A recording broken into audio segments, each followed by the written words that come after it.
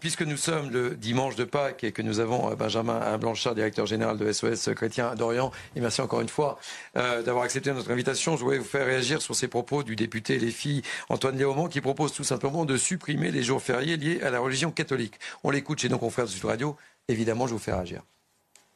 Le 1er mai, moi, c'est un jour qui est un jour sacré pour nous. C'est donc il faut pas changer la loi. C'est la fête des travailleurs. Faut pas changer la loi. Déjà, moi, s'il faut supprimer des jours fériés, il y en a un certain nombre d'autres qui sont associés à la question de la religion qu'on pourrait éventuellement modifier. Il y a quand même d'autres jours à modifier. Non, mais moi, je laisse libre. Moi, je propose d'en rajouter. J'ai déposé moi une proposition. Rajouter des jours fériés. Je voulais vous faire réagir sur ces propos du député LFI Antoine Léaumont qui propose tout simplement de supprimer les jours fériés liés à la religion catholique. On l'écoute chez nos confrères de Sud Radio. Non, mais moi, je laisse libre. Moi, je propose d'en rajouter.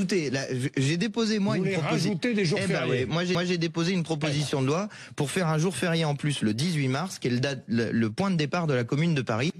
Votre réaction, Benjamin Blanchard? Oui, c'est toujours la même chose avec l'extrême gauche, de vouloir remuer l'histoire, changer la nature même de la France, c'est affligeant, quoi. La Commune de Paris, c'est pas un événement qui rassemble les Français, au contraire, c'est quelque chose qui divise, puisque c'est une sorte de guerre civile, alors pas dans toute la France, mais pour Paris. Donc c'est quand même une drôle d'idée de vouloir instaurer la Commune de Paris comme fête nationale, sachant qu'il y a eu beaucoup de massacres pendant la Commune. Il y a eu notamment l'Église catholique, il y a quelques années, a canonisé des martyrs qui avaient été tués par les communards.